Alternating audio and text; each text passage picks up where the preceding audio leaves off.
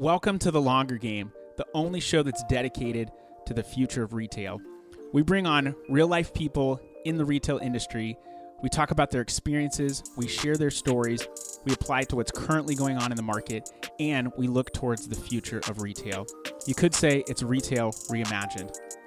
My name is Michael Marr. I run a customized, done-for-you service agency called Cartology that helps brands win on Amazon. Now, while my expertise stems in the Amazon field, we bring on a wide array of guests because retail is expansive. You've got e-commerce. Yes, you've got marketplaces like Amazon. You've also got brick and mortar that is evolving. You've got logistics. You've got technology, finance. There are so many aspects to retail, and it's complicated. So we're here to bring you the entire story. Do you think that you have an interesting story and you'd like to tell it on the podcast? Then go to thelongergame.com and fill out a form to be a guest on the show today. You can catch The Longer Game on any social channels: LinkedIn, Facebook, Instagram, Twitter, YouTube, and our website, thelongergame.com. We've got all awesome guests on this show, so that I will promise. Are you ready to hear more about the future of retail? Let's get down to business.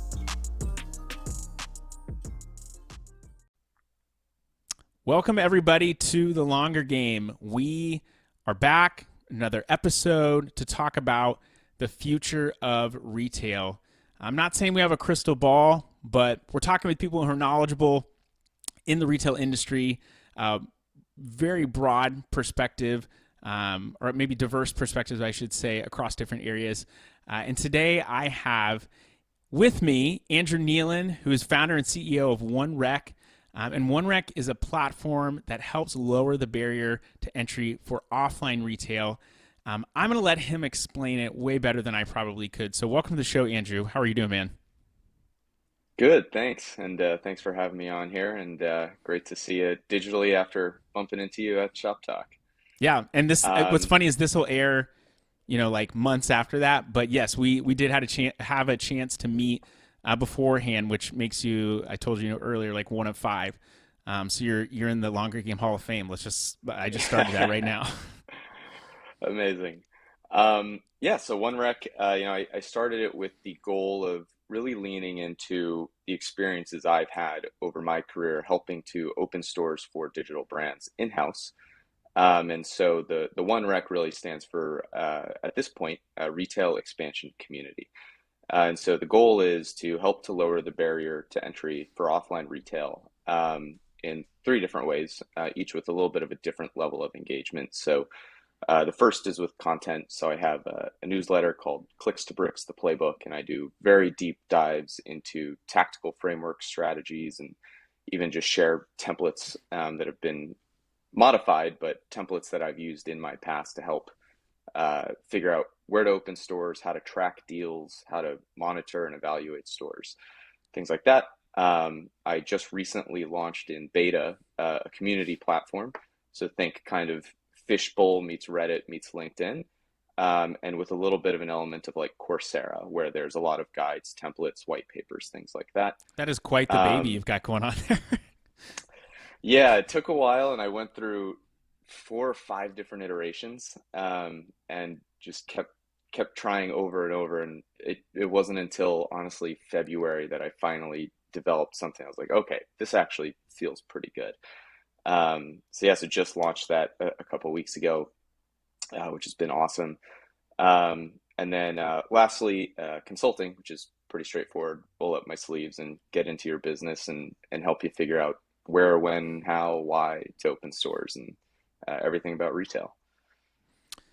Tell me a little bit more, if you don't mind, about that community that you just built. And one of the reasons I'm asking is because I was at a conference a couple weeks ago before Shop Talk and spoke with someone who was talking about creator communities and how, there's obviously influencer marketing has grown substantially. It's a very big industry.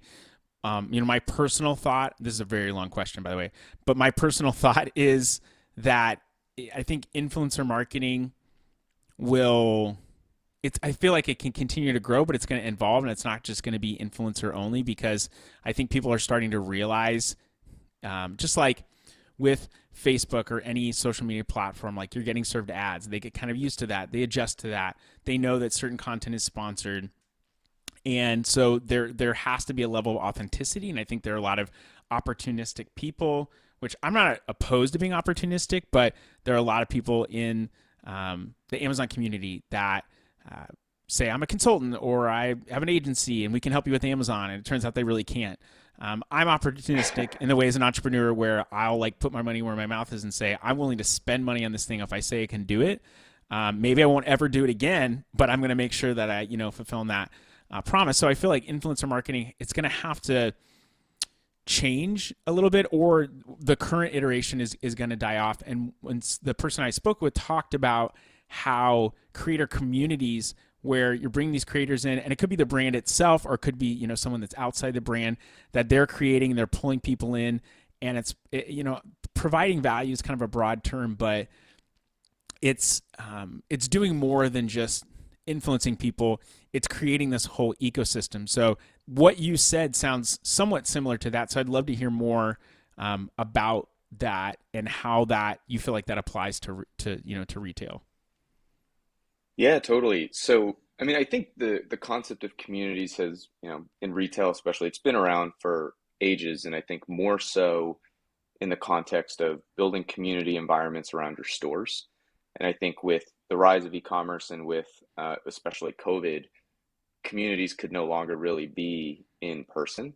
And since then, the rise of digital communities has become enormous. And so even when I was looking for what platform to use to build, what my Shopify is for my community, a majority of the community platforms I came across were actually geared towards influencers who are building out, their own kind of private label community where they could manage any kind of content distribution, any kind of e-commerce sales, and have a much more intimate relationship with their followers.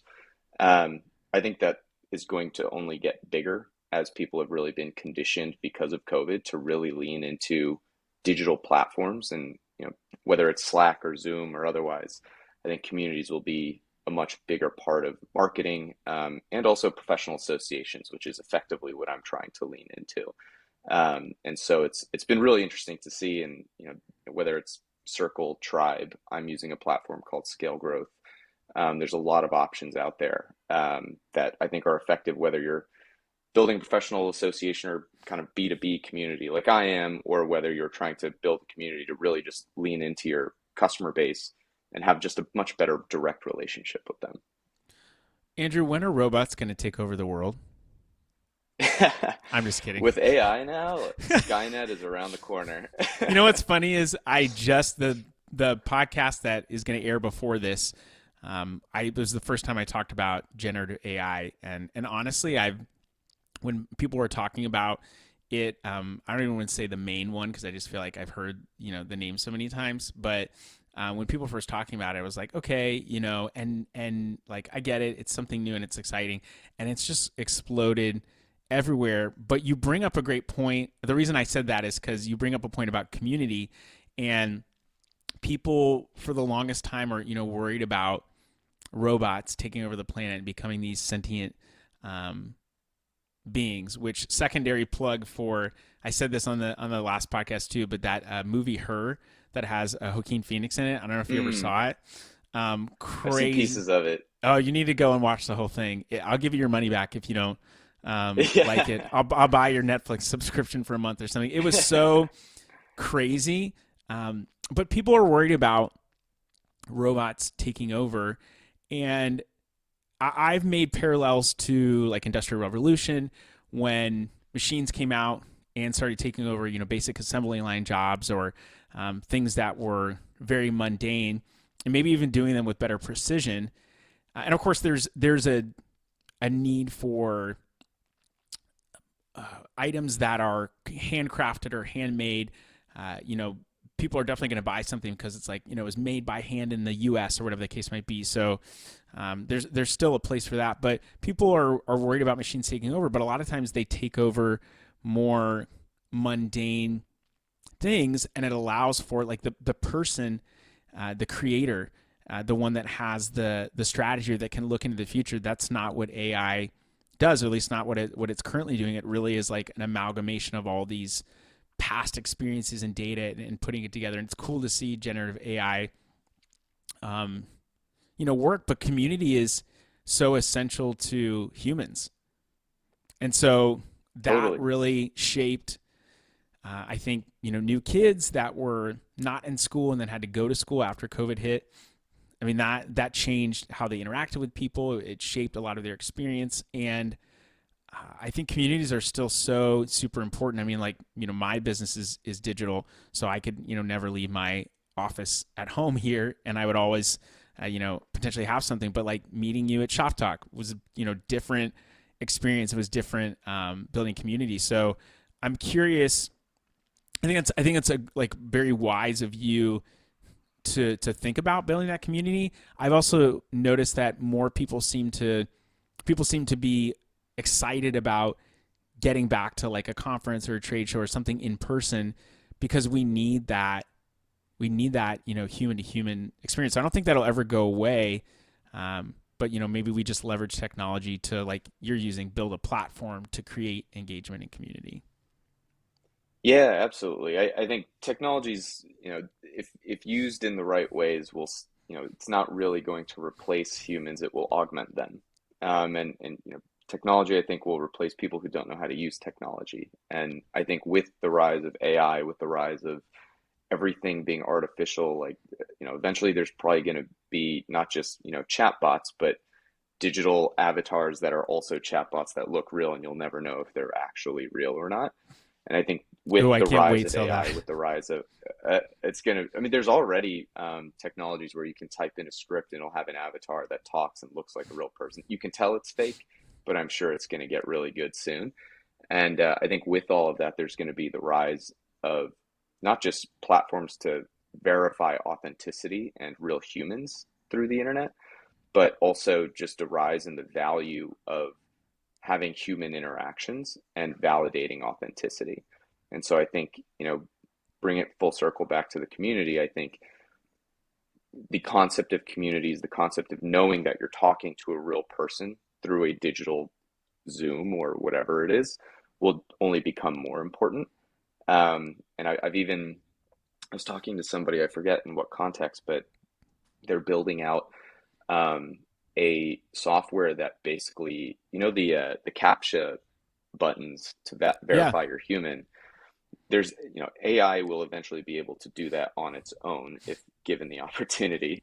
And so now I met a guy who's building a software to basically validate that you are a human, and not AI, on the other end of that click, So like maybe using a and other things fingerprint like that. or eyes or something like that. Like it's just auto verifying when Yeah, you it get on a has. page. Yeah, it has. Yeah, I don't I'm know not the a technical developer, so I details wouldn't behind know. it, but it's yeah.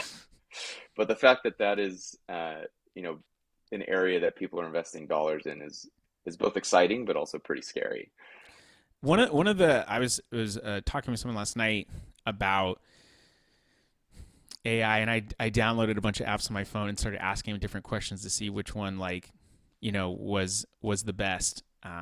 One took a really long time to load, which was funny because it's not that long. I mean, if you think about when the internet was just starting to come around, you'd wait like, I mean, web pages weren't as advanced as they are now, but you wait several minutes, maybe even for something to load. Now it's like 5-10 seconds. You're like, what the hell? Like, Yeah, why is instant. this? Why isn't this? Um, why isn't this happening really quickly? Like you forget the miracle of the internet or the thing that you're, um, that you're using. Anyway, I digress. So, um, I was talking with someone about how one of the reasons why, I mean, like TikTok has worked really well for brands, to grow, and there's been like content they put out, but also influencers. But one of the reasons why I feel like TikTok may not have a huge future is because if you look at, I'm willing to be wrong on this, but it would be great to be right so I could look back and say I was right, just from a pride standpoint. But when I think about like Vine, 7-second videos, never able to monetize. I don't know that that's the case with TikTok, but they everything's so fever pitch already. Like it's almost at like maximum uh, exposure and excitement. It's hard to see how something could elevate from there and still hold people's attention. Like, you know, an Instagram or Facebook, definitely different demographics that are using that from an age perspective. But there seems to be a little bit more maybe connection, where it's like TikTok also could just be dangerous. Like, you know, three hours in, you're like, oh my gosh, what did I just do? You know, I've been sitting here doing nothing, or maybe I've been learning. I mean, I think there's a something that in humans that we're tapping into, but I feel like TikTok just has this you know, maximum content exposure, which is a problem right now. There's so much content that's out there. There's so many different media outlets. There's so many different news organizations, blogs, people on social media, so many different social media channels.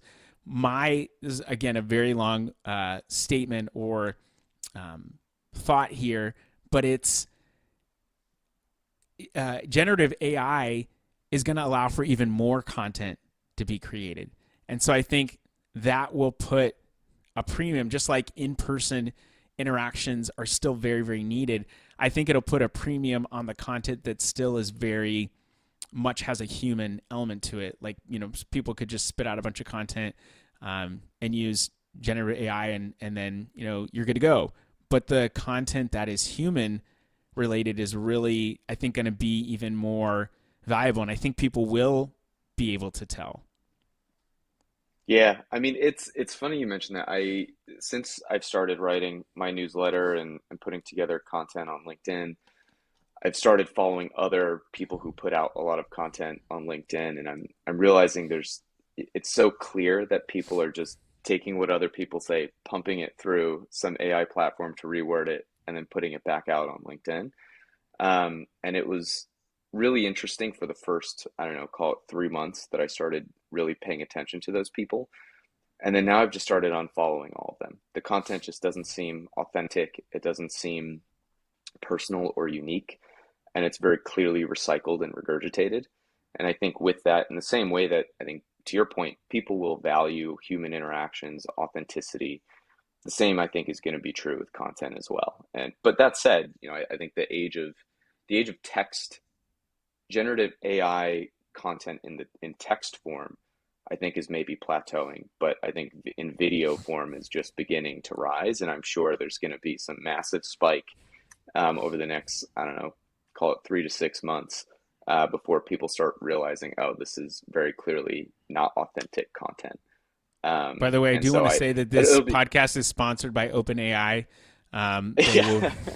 they'll be providing freebies for us. I'm just kidding. That's not true.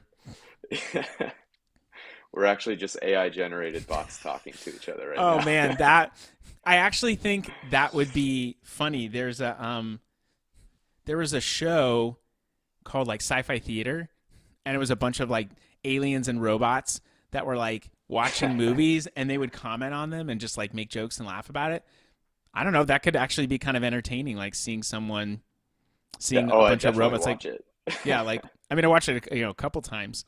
Uh, I would love to know more. I feel like we could probably talk about that forever. I don't know. People might be burned out at this time. The world could end by the time this airs. Hopefully not for your sake. But I'd love to know. Retail is so expansive. I very clearly live in a specific ecosystem in the digital space. You know, that being Amazon, and so that's, you know, all my agency does. So it's very easy to be, you know, honed in on that area, that specialty. But I very much, and we very much believe in being an omnichannel brand, and that's super important. And in all reality, majority of purchases still happen in store. So and one of the interesting things when I was doing research for a course I built out on marketplaces last year was looking at, you know, how are different demographics shopping, whether it's in-store only, online only, and then a mix of in-store and online. And of course, you know, older demographics had a higher percentage of in-store only. And um, as you got towards Gen Z, and those people were at millennials, basically it peaked for digital only, and so it actually went down a little bit for Gen Z being online only, and the biggest component was leveraging both of those things, was in store Hmm. and out of store, which I thought was interesting. But retail's so expansive, and so I'm probably going to minimize some of this and some of the questions that I asked. So, bear with me. But if you could think about, for brands that are wanting to get into retail, because there are a ton of digital brands, a ton of direct to consumer brands that I think it would be valuable for them to get into retail. There's, of course, getting into another retail store, maybe opening up your own retail store. But what's one of the things that anyone who's thinking about getting into retail and expanding in that way, what's one of the things that, like, the first things that people should be thinking about, but they often forget because it's just not on their Mm, radar? yeah, great question. I think whether you're going into wholesale or opening your own stores, I think people often forget the amount of investment that it's going to take to get into either. If you're going into wholesale, then typically you're creating an inventory obligation and restocking obligations. You're not investing necessarily into building out a store, nor are you investing in building out the team to manage a store, but you are investing a lot in managing that account and a lot into that inventory. Um, and then on the flip side, going into brick and mortar stores, it's kind of the same thing. I think people often view, looking opening a store as, I found an apartment on Street Easy. I've renovated my bathroom before. I can figure out a store. And sure, they can like kind of, scrappily figure out a pop up here and there. But usually what I've found ends up happening is these D2C brands who are mostly e-com operators and marketers, um, they open a few pop ups and then they realize by the time they get to maybe about store 10 or so, oh man, we really missed the mark on these things. It operationally didn't go well. We missed our timeline. We missed our budget. Our store's not performing, and we didn't realize we didn't realize we couldn't just exit the lease. Like we're stuck in this thing. And so I think a lot of folks go into either thinking that it's a much easier thing to do. And generally, that is also compounded by the fact that e-com brands don't have experienced retail operators in-house. And so they just don't know what they don't know. And so what's been interesting to compare to, and we talked about this when we first met a couple months ago, was that it's what I'm seeing is something that parallels what has already happened 20 years ago when brick and mortar retailers, the traditional brick and mortar retailers, were kind of faced with e-commerce. They were like, we're not really interested in it. E-com is like so small, not really a big deal. And as it got bigger and they finally started feeling the threats of it, they still didn't really invest either money or leadership or talent into building out a great e-commerce experience and platform. And then they've struggled, and some have figured it out since then, have not. And I think the same thing is happening now with these D2C brands who are pure play e-commerce. They're just beginning now to say, oh crap, my digital marketing costs have been getting out of control over the last 2 years. I got to open stores, but I don't really know how to do it. Open stores or go into wholesale. In any case, going into some kind of IRL type of distribution channel. So it's funny to see basically the same exact thing play out that happened 20 years ago, but in reverse. I like that you use the term IRL. Um, we're youthful here, people. Actually, we have all ages on. I was reading last night. I was reading a book by John C. Maxwell, and 15 Rules of Leadership. I don't really know the title. The book's good. But he talked about how he always, anything that he has an expectation for, he always doubles. If something's going to cost 1,000, he plans for 2,000. If you think it's going to take a month, he Hmm. plans for 2 months.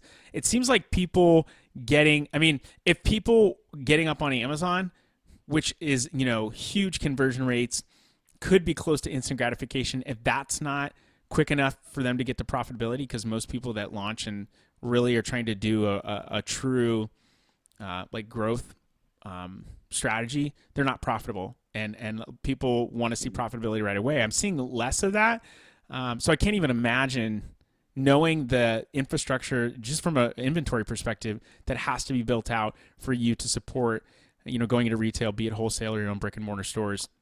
I can't imagine what that disappointment looks like when they're like, "Oh man, this is way more." I mean, it's even more. I mean, there's an investment that's required in Amazon and direct to consumer, but going to that retail space, I mean, it definitely has to be a lot more weighty, and probably could even be a little bit of a maybe not a dream killer, but it could be Yeah. a bit of a deterrent.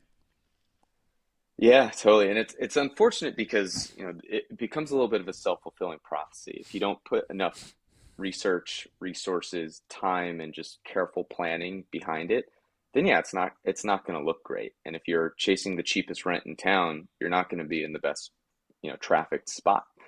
And so it's, a lot of brands that try it for the first time and they try to do it alone. Some of them will kick ass regardless and they'll figure it out because they have such a strong brand following that people will find them, and frankly people will forgive them for a bad in-store experience for their first couple stores. Okay, But interesting. but if they routinely flop, or even from an HQ perspective, if it doesn't hit the lofty sales and profitability targets that you had hoped for, then it's like, oh, retail doesn't work, we're shutting it down. And the reality is, most successful retailers, they have stores that suck.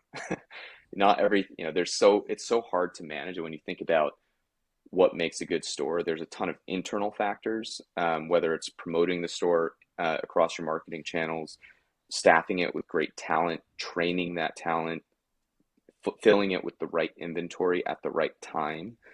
And then there's external factors like traffic, or whether the landlord's promoting it or not, or frankly even what the weather is like. It's so hard to predict that, generally speaking, for specialty retail brands, you're not going to get every single one right. And the key, and the way that I approach it, is more of a portfolio approach. It's kind of like a VC investor. Like, there's going to be flops, but what you care about is the average return on that portfolio. Mm. And especially if you're growing at a rapid pace, for a brand, then you're going to hit a couple flops along the way. But if in aggregate that portfolio is giving you the return that you need or anticipated, then that's what the success is. And then you can slowly shed the bad assets and lean more into the good ones. But it's so hard. In talking to any new or even experienced brand operators, one of the toughest things about opening stores is just figuring out, what is this store going to do in sales? Yeah, I mean, that's the big question. What's it going to do in sales? When's it going to be profitable?